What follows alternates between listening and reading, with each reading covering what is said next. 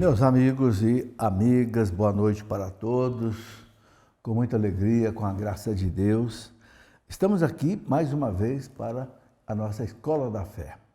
Nós estamos estudando os mandamentos da igreja. E o sétimo mandamento, que foi o último que nós estudamos, ele tem uma parte que eu não abordei ainda, que é sobre a doutrina social da igreja.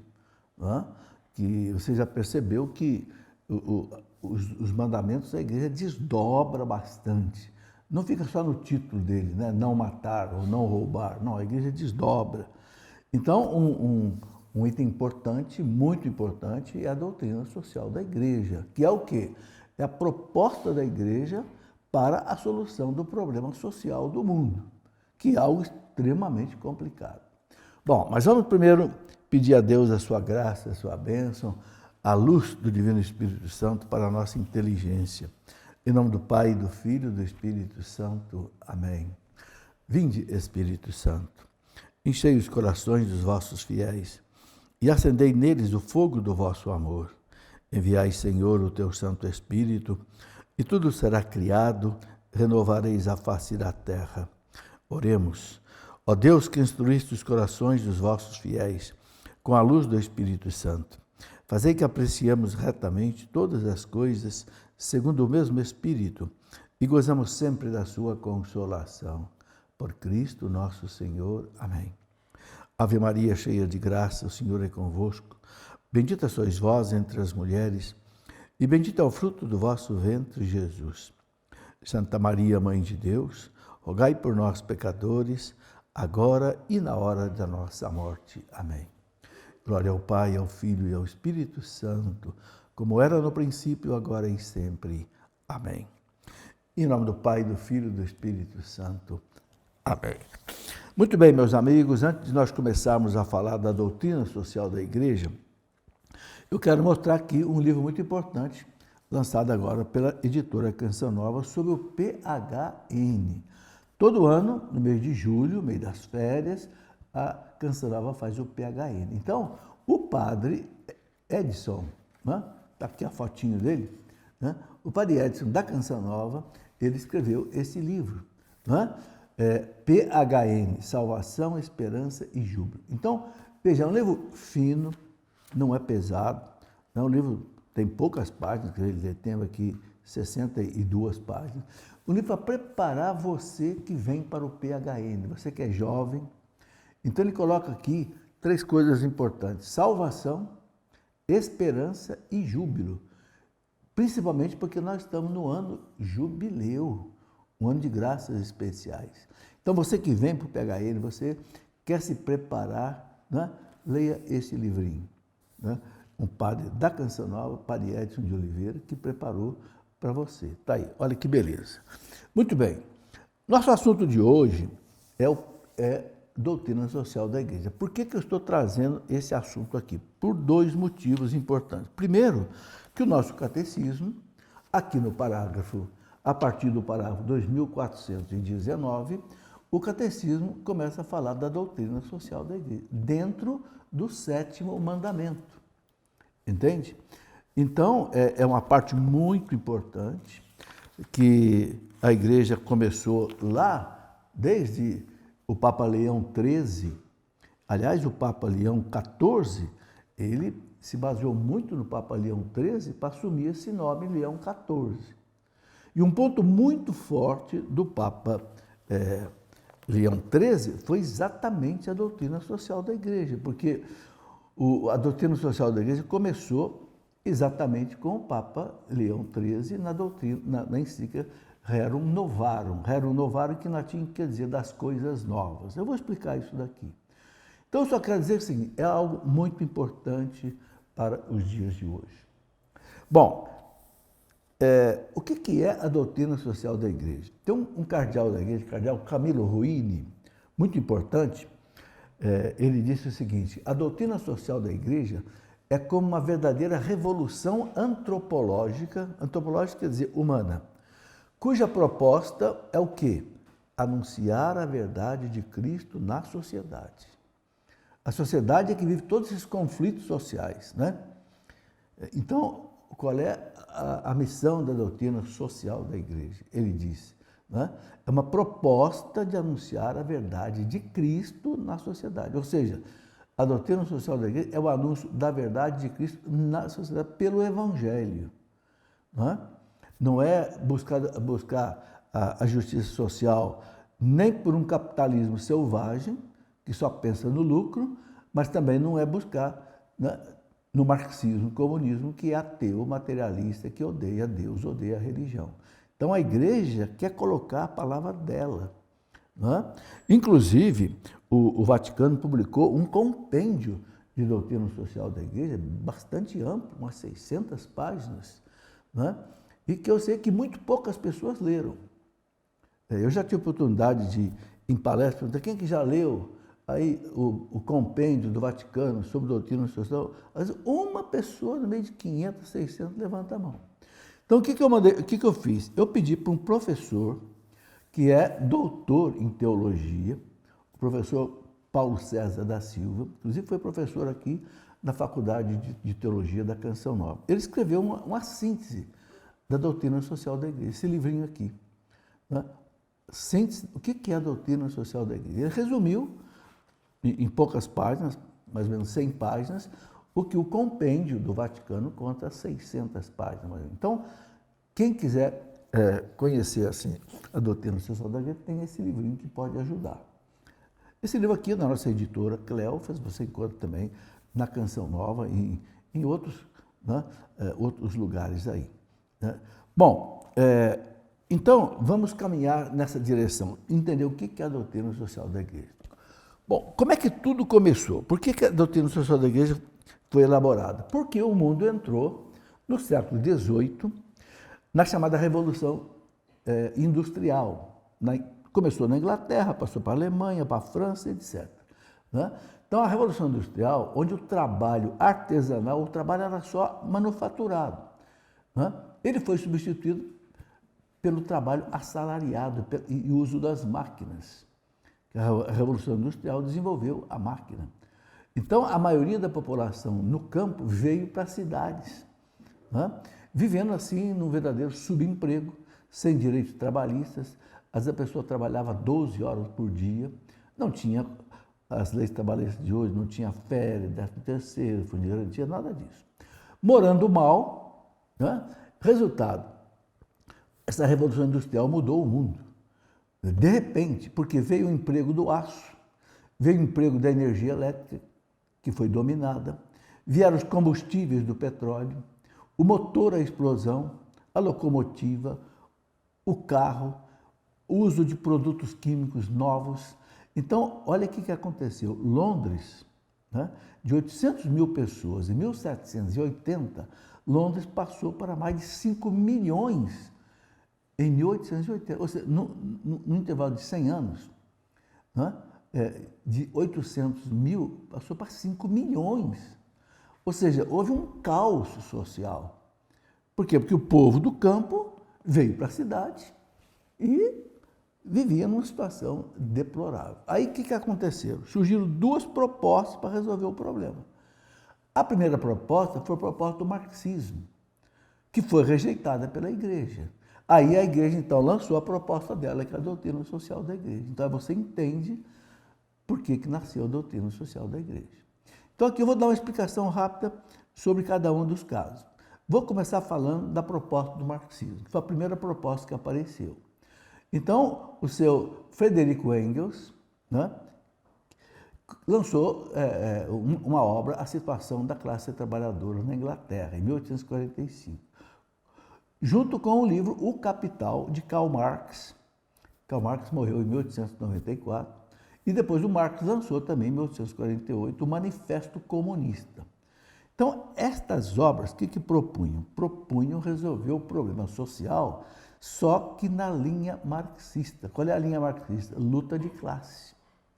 Então, qual é a mentalidade? Existe o patrão e o empregado, o pobre e o rico. Vamos jogar um contra o outro, dissolver os dois de modo que haja uma igualdade. Uma coisa utópica que causou muita violência e que não resolvia o problema. Então a ideia é essa, proletariado, né? O operário, ele vai fazer a sua revolução e vai tomar o poder e ele vai estabelecer a ditadura de partido único, que é o comunismo. Que a gente vê hoje aí, você vê isso aí na Rússia, você vê lá na Coreia do Norte, você vê lá na Venezuela, você vê na Nicarágua, partido único com ditadura, né? Com um totalitarismo. Bom, acontece que o marxismo é materialista e é ateu, e é inimigo de Deus, né? O Lenin, por exemplo, dizia, né? Eu sou o inimigo pessoal de Deus.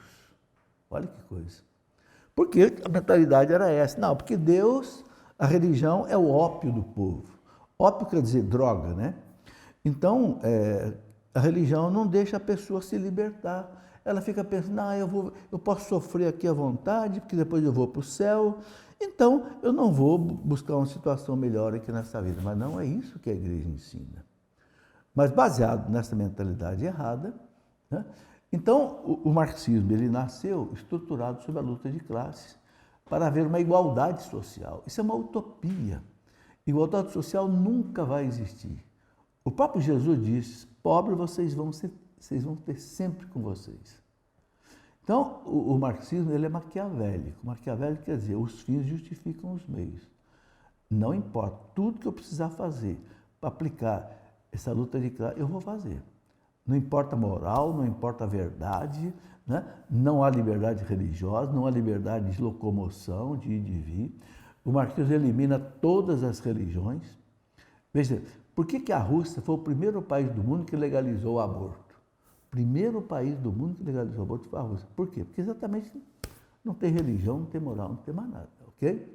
Bom, depois eliminou a propriedade privada, tudo fica na mão do Estado, né? Há um controle estatal dos meios de produção e não há uma verdadeira liberdade econômica. É interessante que hoje acontece uma coisa diferente, né? A China aplicou o marxismo, mas abriu a economia capitalista. É uma coisa assim que acabou surgindo porque a China estava indo para o buraco, né? Bom, então essa ideologia marxista faz uma forte propaganda, né? E para o marxista não existe a verdade. A verdade é o que interessa para o partido. A verdade torna-se a verdade da classe. Não há uma verdade senão no combate da classe revolucionária. Isso está lá, inclusive, no documento, né, da Congregação da Fé, Instrução Libertatis Nuntius, sobre a teologia da libertação, que fala exatamente isso, né? Diz assim, todos aqueles que quiseram implantar um paraíso aqui na Terra, a única coisa que conseguiram foi produzir o inferno. Aliás, essa frase é do Papa Bento XVI. O que aconteceu com a aplicação do marxismo? 100 milhões de mortos, né? Existe um livro, depois eu vou mostrar aqui no segundo intervalo, o livro negro do comunismo, dessa grossura. Eu não trouxe agora, mas depois do intervalo eu coloco aqui. O que esse livro mostra? Que houve 100 milhões de mortos. E foram escritos por 5 historiadores franceses, né? É um livro de uma editora aqui, publicou aqui no Brasil, né? E mostra o horror que foi a aplicação do marxismo ali na Rússia, na China, no Laos, no Camboja, no Vietnã, aqui em Cuba, né? Então, essa proposta não foi aceita pela igreja. Então, começou a igreja a mostrar a sua proposta. Então, em 1891, o Papa escreveu a Rerum Novarum, Leão XIII, das coisas novas, desse mundo novo que nós temos. Qual é a proposta da igreja? A proposta da igreja é a conciliação, não é a guerra. É o diálogo entre patrões e empregados, haver justiça social. Inclusive, o Papa, na Rerum Novarum, ele foi quem sugeriu as organizações de classe. Por exemplo, os operários terem um sindicato. A igreja que propôs. Para quê? Para que o sindicato pudesse negociar com os patrões uma situação melhor, como existe hoje, né? Bom, depois de 40 anos, né, Pio XI escreveu 40º ano, uma outra encíclica, né, de cunho social, depois de 40 anos da Era Novara. Depois, em 1961, João XXIII escreveu a Mater et Magistra, Igreja Mãe e Mestra, falando do problema social, da evolução do tempo. Depois, Paulo VI, ou João XXIII, escreveu também a Pacem Terris, a paz na terra. Para existir paz na terra, isso foi em 1963. Nós temos que ter uma justiça social. Depois, Paulo VI escreveu a Populorum Progressio, né? O progresso da população. Isso, todas essas encíclicas de cunho social. Depois, Paulo VI escreveu a 80º Advenies, 80 anos da Rerum Novarum. Veja como é que a Rerum Novarum foi a raiz. Leão XIII. Depois, João Paulo II escreveu, em 1981, Laborem Exercens, o exercício do trabalho. Como é que deve ser o trabalho? Depois, João Paulo escreveu, em 1987, outra encíclica, Solicitudo Rei Socialis, sobre a justiça social. Em 2009, Caritas in Veritate, Bento XVI, 40 anos depois da Populorum Progressio. Né? Então, com essas encíclicas, a Igreja colocou a sua proposta, que é a doutrina social da Igreja. Ok? Vamos para o intervalo, a gente já volta para continuar essa conversa. Muito bem, meus amigos e amigas, de volta aqui com a nossa Escola da Fé. Estamos falando hoje da doutrina social da Igreja, a proposta da Igreja para a solução do problema social no mundo. Né? E aqui eu tenho, já mostrei aqui esse livrinho, que é um resumo do que a Igreja coloca para nós de doutrina social da Igreja, que está dentro, né, do Catecismo da Igreja, quando fala do 7º mandamento que nós estamos estudando. Por isso eu estou trazendo esse assunto aqui.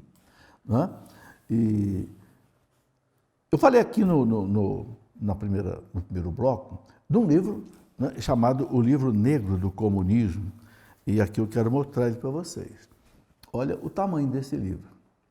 Esse livro foi lançado pela editora Bertrand Russell, aqui no Brasil, e foi escrita por 6 historiadores franceses. Quem coordenou o trabalho foi Stéphane Courtois, mas depois tem aqui o Nicolas Vert, tem o Jean-Louis Panet, o Andrés Pascoviste, Karel Bastosek, Jean-Louis Morgolin. Esses historiadores, eles dizem aqui que eles tinham uma simpatia pelo marxismo, mas depois, quando eles viram o horror que foi a aplicação do marxismo em forma de comunismo, porque o marxismo é a filosofia, o comunismo é a prática, né, que começou em 1917 na Rússia com a Revolução Russa. E eles falam aqui, é impressionante a quantidade de mortos que foram gerados nos países, também aqui na página 16, eu vou ler aqui para vocês, eles falam que por causa da aplicação do comunismo, na Rússia, houve 20 milhões de mortos, porque a coisa era a ferro e fogo, né? Na China, com Mao Tse-tung, 65 milhões de mortos. No Vietnã, 1 milhão de mortos. Na Coreia do Norte, 2 milhões de mortos. Camboja, 2 milhões de mortos. Leste europeu, 1 milhão de mortos. América Latina, 150 mil mortos. África, 1,7 milhão de mortos. Afeganistão, 1,5 milhão de mortos. Eles falam, então, num total de 100 milhões de mortos. Gente, vocês já pensaram que horror? 100 milhões de mortos. Esse livro aqui, como diz um amigo meu, se torcer, sai sangue. Porque o que tem de horror aqui, pelas próprias fotos, a gente vê, ele coloca umas fotos aqui de coisas reais. Para vocês terem ideia, só na Ucrânia morreram de fome cerca de 5, 6, 7 milhões de pessoas, diz a ONU. No chamado, foi um evento que recebeu o nome de Holodomor. Holodomor, na língua deles, é um horror, né? Uma coisa impressionante. É por isso que a Igreja, né, os papas subsequentes, eles condenaram radicalmente o marxismo. Por exemplo, o Papa Pio XI publicou uma encíclica inteira, né? Divini Redemptoris.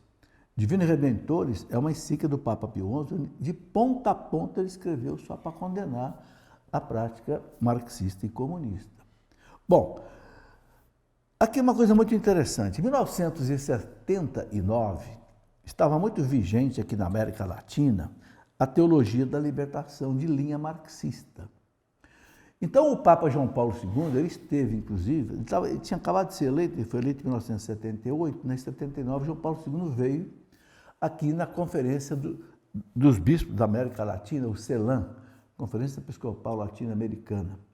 E olha o que essa conferência diz, está lá no documento de Puebla, né, em Puebla, no México, aconteceu ali, no número 545, o documento diz assim, isso é muito importante a gente entender, para entender o perigo da entrada do marxismo na teologia.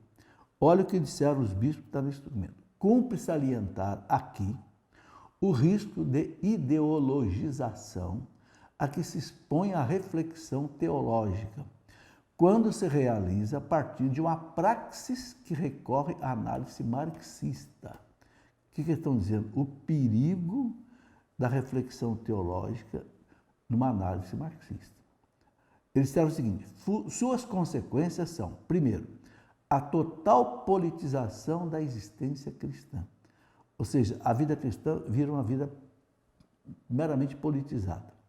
Segundo, a dissolução da linguagem da fé das ciências sociais. Ou seja, você dissolve a linguagem da fé. Você perde a sã doutrina da fé. E terceiro, o esvaziamento da dimensão transcendental da salvação cristã. O que quer dizer isso? A salvação cristã não é a salvação que a teologia chama de soteriológica. Soteriológica quer dizer a salvação pela morte e ressurreição de Cristo. Não, a salvação cristã passa a ser uma coisa terrena. Entende? Que é como trabalha a praxis marxista. Então, essa declaração de Puebla, em 1979, foi muito importante, por quê? Porque já estava entrando na igreja, via teologia da libertação marxista, estava entrando o marxismo. Então, o Papa João Paulo II, que lá no discurso que ele fez de inauguração, né, na abertura do CELAM, da Conferência Episcopal Latino-Americana, ele disse isso. A visão de Jesus Cristo como revolucionário de Nazaré não se coaduna com a fé cristã. Por quê? Porque a teologia da libertação marxista tinha uma ênfase assim, revolucionária, como se Jesus fosse um revolucionário. Não, Jesus nunca foi um revolucionário. Jesus disse, dai a César o que é de César, dai a Deus o que é de Deus. Falou para Pilatos, Pilatos, fica frio. Eu não vim aqui para derrubar seu reino. Meu reino não é desse mundo, Pilatos. Meu reino é do outro mundo. Não é? Por isso que o Papa disse, a visão de Jesus Cristo como revolucionário de Nazaré não se coaduna. Por quê? Porque a praxis marxista é revolucionária. Então, ele diz lá, ainda o Papa João Paulo II, a igreja não necessita de recorrer a sistemas e ideologias para amar, defender e colaborar na libertação do homem.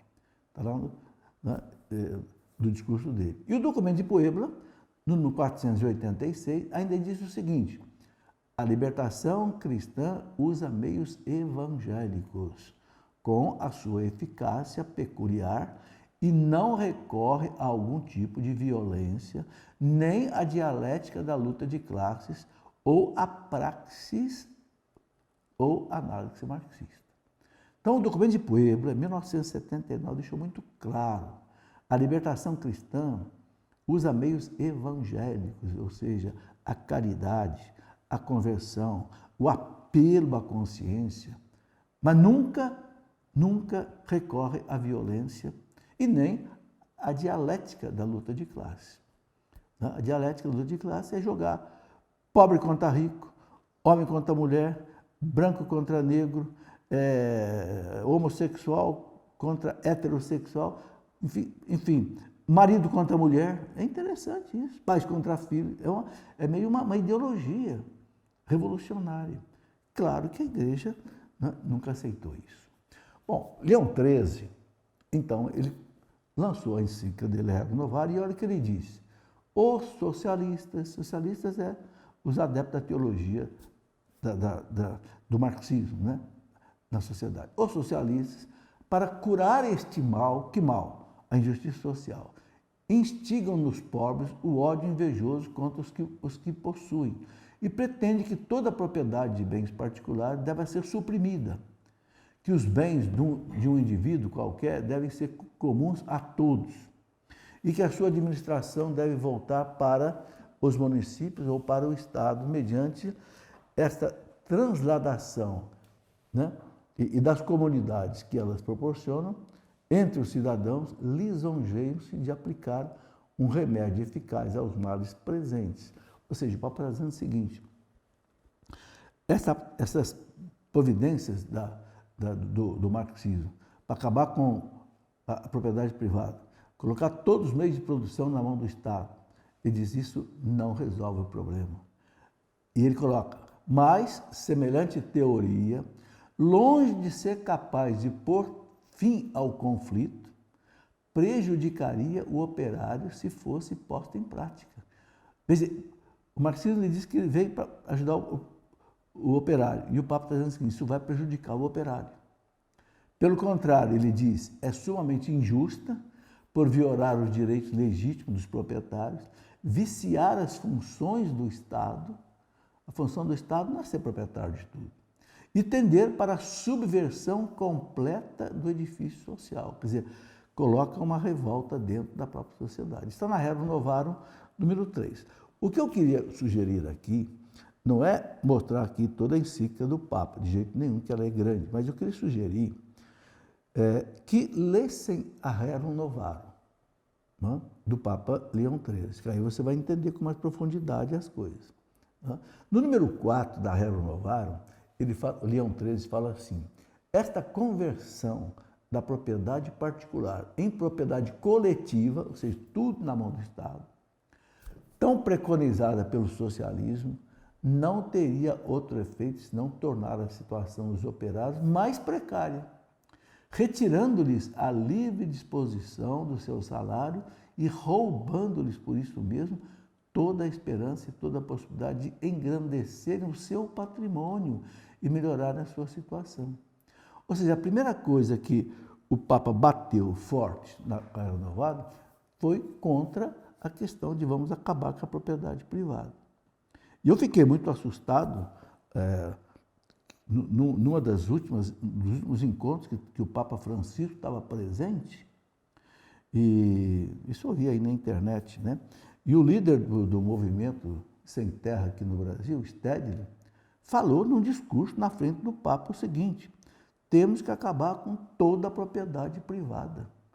Ué, como é que o Papa Leão XIII diz que não pode acabar com a propriedade privada, porque prejudica o próprio operário, e aí vem alguém na frente do Papa e coloca uma coisa dessa. Quer dizer, realmente eu não consegui entender. As coisas não fecham. Né? Bom, Leão XIII ele continua dizendo o seguinte, mais uma vez, nós declaramos o quê?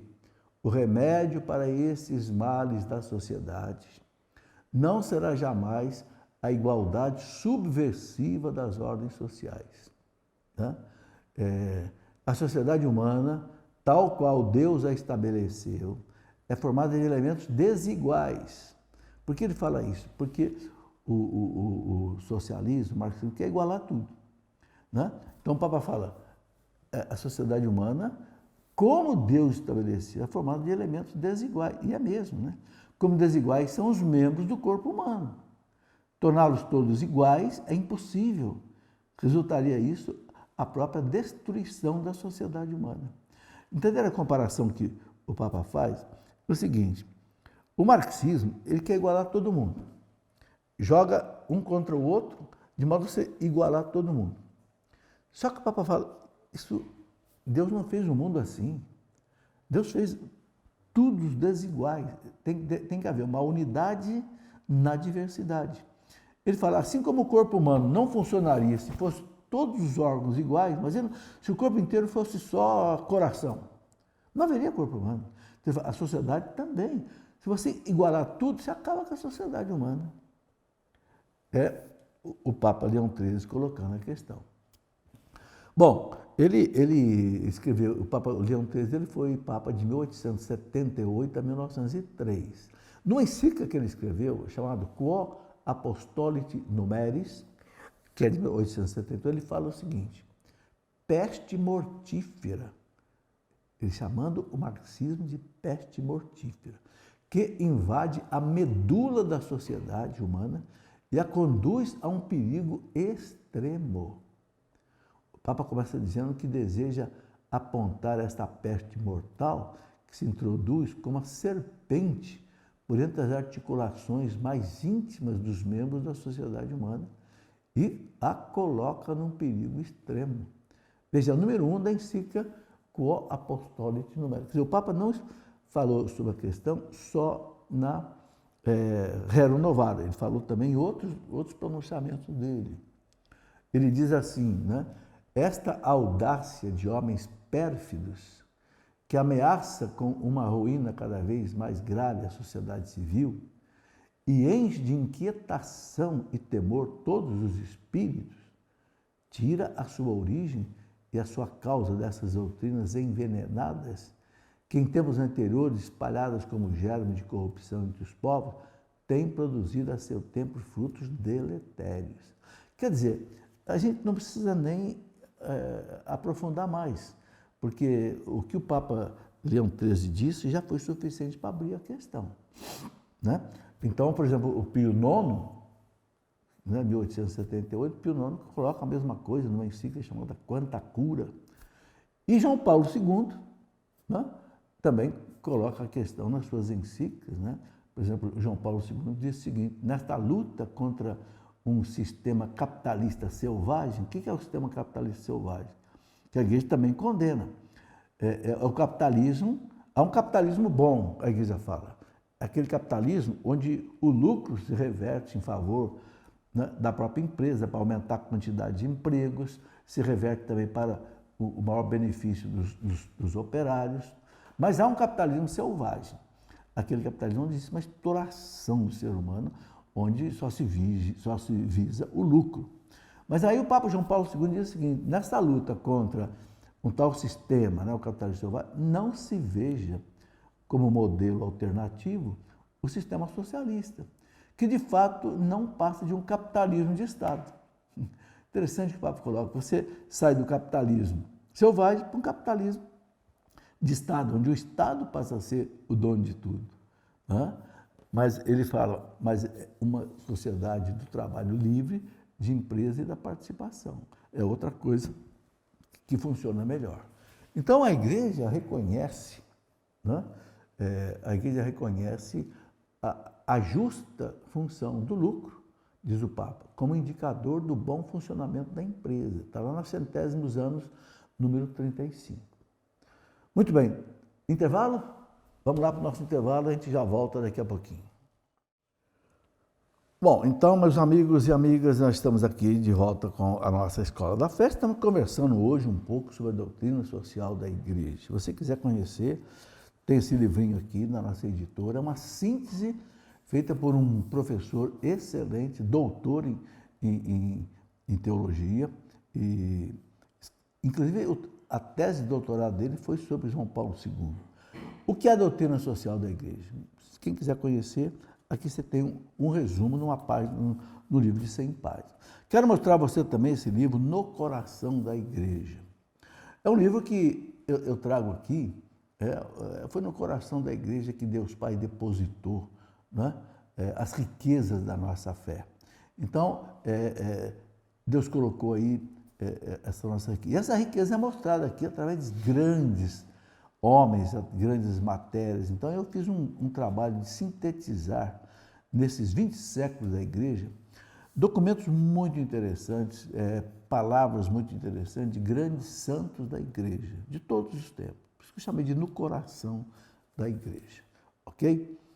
Muito bem. Continuando aqui a nossa conversa sobre a doutrina social da igreja. Eu estava falando que o Papa João Paulo II, na encíclica Centésimos Anos, quando a Rerum Novarum completou 100 anos, João Paulo II disse o seguinte, lá no número 35, a igreja reconhece a justa função do lucro como indicador do bom funcionamento da empresa, desde que esse lucro né, não seja um fim objetivo, mas seja um meio de você ampliar a empresa, criar mais empregos e dar aos empregados uma situação de vida melhor, salário melhor, etc. Então, se o lucro é aplicado assim, tá bem. O que não pode é o capitalismo selvagem, que só visa o lucro sem fazer com que os operários participem, de certa forma, dos benefícios do crescimento da empresa. Bom, também na centésimos anos, no número 13, o Papa João Paulo II disse o seguinte, veja bem, é a igreja falando, no marxismo, o homem é reduzido a uma série de relações sociais. Desaparece o conceito de pessoa como sujeito autônomo de decisão moral, que constrói, através dessa decisão, o ordenamento social. Então, desta errada concepção da pessoa, diz o Papa, deriva a distorção do direito, que define o âmbito do exercício da liberdade, bem como a oposição à propriedade privada. Então, repare que os papas repetem, né, a questão da oposição à propriedade privada, a questão da liberdade individual. A pessoa se torna como que um elemento de produção dentro da política do Estado. Né? Quer dizer, no fundo, qual é o pior efeito disso tudo? É a perda da liberdade. A coisa mais importante que Deus nos deu foi a liberdade, que nem Ele tira de nós e nem o demônio pode tirar também. A decisão sempre é minha. Entende? Agora, o que acontece no regime marxista? Você não tem liberdade de locomoção, não tem liberdade de imprensa, não tem liberdade de manifestação, entende? Não tem liberdade até para escolher os governantes. A gente vê isso muito claro hoje, que acontece aí na Venezuela, né? Acontece na Nicarágua, acontece na Coreia do Norte, etc. Na Rússia, na China. Né? Tá aí. Os exemplos são muito claros. Bom, já falei aqui do livro negro do comunismo, né? E o nosso catecismo fala da doutrina social da igreja. Então, aqui eu vou voltar um pouquinho no catecismo agora. No parágrafo 1947, 1948, o catecismo diz assim: a dignidade igual das pessoas humanas exige o esforço para reduzir as desigualdades sociais e econômicas excessivas e levar ao desaparecimento das desigualdades iníquas. Realmente, em muitos países há muita desigualdade. No nosso Brasil existe uma desigualdade muito grande. Né? Existe classe A, B, C, D, E, F. Né?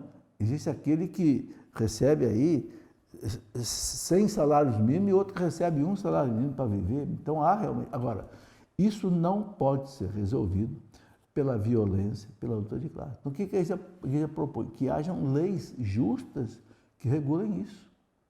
Que se elimine a corrupção, por exemplo, que tira recursos da classe mais pobre e coisas desse tipo. Então o catecismo diz o seguinte: a solidariedade é uma virtude eminentemente cristã, que pratica a partilha dos bens espirituais mais ainda que dos bens materiais. Parágrafo 1948 do Catecismo. João Paulo II dizia assim: nós já fizemos a globalização da economia, agora temos que fazer a globalização da solidariedade.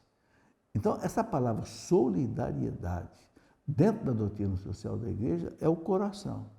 O que visa a doutrina social da igreja? O bem comum, o bem de todos, mas não é igualando todos, não é igualando todo mundo que você vai fazer. Não. Se a pessoa que ganha menos, mas ela tem o necessário para viver em paz, ela é feliz. Muitas vezes, gente, o pobre que vive uma situação equilibrada, ele é muito mais rico de felicidade do que um rico, que muitas vezes vive aí uma situação extremamente conflitante. É ilusão pensar que a pessoa ser extremamente rica, ela vai ser feliz. Não é. Você encontra muita gente pobre que é feliz. Né? Às vezes eu experimento isso até na rua. De vez em quando eu vejo assim desses catadores de lixo na rua, né, me dá uma pena muito grande, sobretudo quando é mulher. Às vezes eu paro o carro, pego, dá um dinheirinho e dou para a pessoa. Que sorriso eu vejo no rosto da pessoa. Deus te abençoe.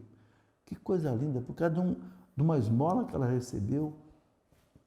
Você vê que existe paz naquele coração, mesmo carregando um carrinho. Quer dizer, eu não estou aqui estimulando a pobreza nem nada disso.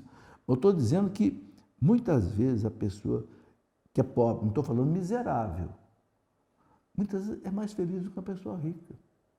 Bom, o catecismo diz o seguinte, um outro parágrafo que eu quero citar aqui do catecismo, porque está dentro do estudo que nós estamos fazendo do sétimo mandamento. No parágrafo 2499, o catecismo diz assim: a moral denuncia o flagelo dos estados totalitários que falsificam sistematicamente a verdade. Os estados comunistas falsificam a verdade. O catecismo falando, exercem mediante os meios de comunicação uma dominação política da opinião, é isso mesmo. Ele fala, manipulam, né, os acusados e as testemunhas de processos públicos e imaginam assegurar sua tirania, sufocando e reprimindo tudo o que consideram delitos de opinião. Ou seja, não há a liberdade de opinião.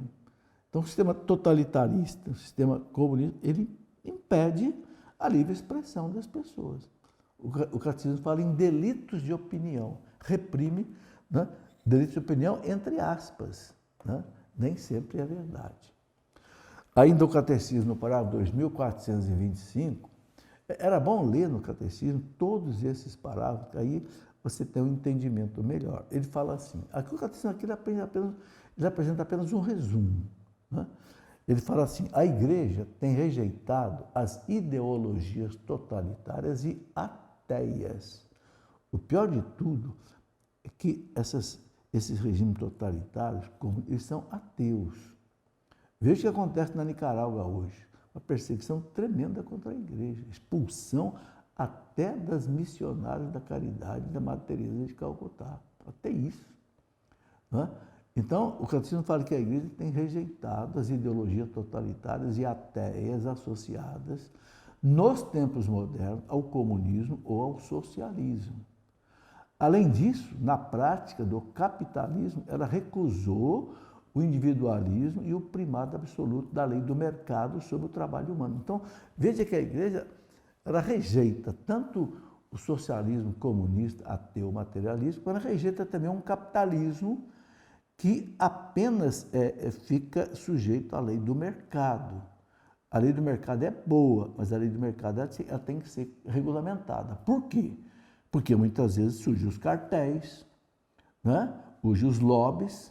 O que é o cartel, por exemplo? O cartel, por exemplo, existe o cartel do petróleo. O que é o cartel do petróleo? Os países que produtores de petróleo se juntam. Aí eles decidem, vamos aumentar o petróleo para o mundo inteiro. Vamos abaixar o petróleo. Quer dizer, então, todo mundo fica à mercê dessa injustiça social. Então, a Igreja ela não é contra a lei do mercado, mas ela entende que o mercado... E aí é o papel do Estado, para que não haja cartéis, para que não haja lobbies que dificultam a justiça social. A Igreja também fala sobre isso. No parágrafo 2459, o catecismo diz assim, o homem é o autor, o centro e o fim de toda a vida econômica e social. Isso é que é importante. A vida econômica e social tem que ser focada no homem, ou seja, no bem comum da sociedade. Ele fala, o ponto decisivo da questão social é que os bens criados por Deus para todos, de fato, cheguem a todos, conforme a justiça e com a ajuda da caridade. Então, os bens do mundo são para todos, então não pode haver miserável, não pode haver gente passando fome. É claro que isso aí é uma história muito longa que a gente... Não é porque existe muita fome, muita coisa, não é porque falta alimento. Por que em muitos países hoje existe fome? Por causa da guerra, que não permite chegar ao alimento. Então vejam que Deus é bondoso, Deus faz a terra produzir os alimentos, a engenharia verde, a engenharia da biotecnologia multiplicou por 4 a produção de alimentos no mundo. Não falta alimento no mundo, mas falta a caridade, falta a paz. Entende? Depois do parágrafo seguinte, 2424, ele diz assim: uma teoria que faz do lucro a regra exclusiva e o fim último da atividade econômica é moralmente inaceitável. Aquilo que eu falei, ó, o catecismo registra aqui. Aqui, de um lado, ela fala: o lucro pode ser justo para a empresa, mas uma teoria que faz do lucro a regra exclusiva e o fim último da atividade econômica é moralmente inaceitável. Então, o catecismo fala: o apetite desordenado pelo dinheiro não deixa de produzir seus efeitos perversos. Então, vejam que a igreja, ela traz a coisa para o lugar certo. Nem comunismo ateu, materialista, socialista, que só na Ucrânia, por exemplo, matou mais de 4 milhões de pessoas de fome por causa do confisco de toda a produção do povo. Mas também a igreja não quer um capitalismo que apenas só vise o lucro. A igreja não é contra o capitalismo bom, que faz a justiça social, é contra um capitalismo selvagem. Bom, depois eu continuo o catecismo dizendo o seguinte, que a regulação da economia, exclusivamente por meio do planejamento centralizado, é o que acontece no comunismo, perverte na base os vínculos sociais. A sua regulamentação, unicamente pela lei do mercado, vai contra também a justiça social, pois há muitas necessidades humanas que não podem ser atendidas pelo mercado. É aquilo que eu já falei, o catecismo está apenas citando aquilo que eu já falei. Né?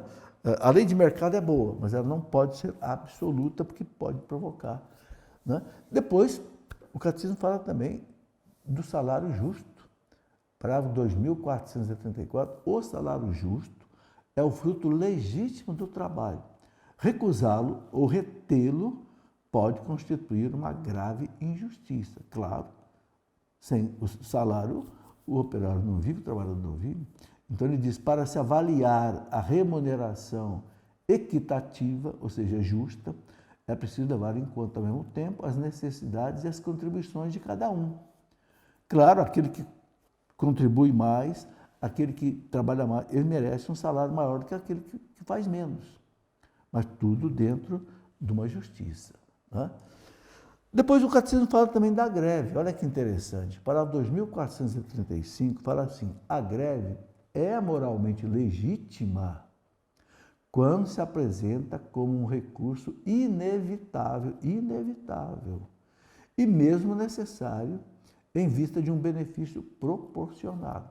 Quer dizer, empresa e operários não se entendem. Então, aí, muitas vezes, a greve é justa. Mas o catecismo fala o seguinte: torna-se moralmente inaceitável quando é acompanhada de violência ou quando se lhe atribuem objetivos não diretamente ligados às condições do trabalho. Ou seja, quando a greve se torna uma greve política, aí não pode. Uma greve para querer, derrubar um político, aí não. A greve, ela tem uma finalidade, haver justiça entre empresas e funcionários, e empregados, não com motivos políticos. É por isso que também, né, o Tribunal Superior do Trabalho, ele regula também quando é que uma greve é considerada justa e quando ela não é considerada justa. Né?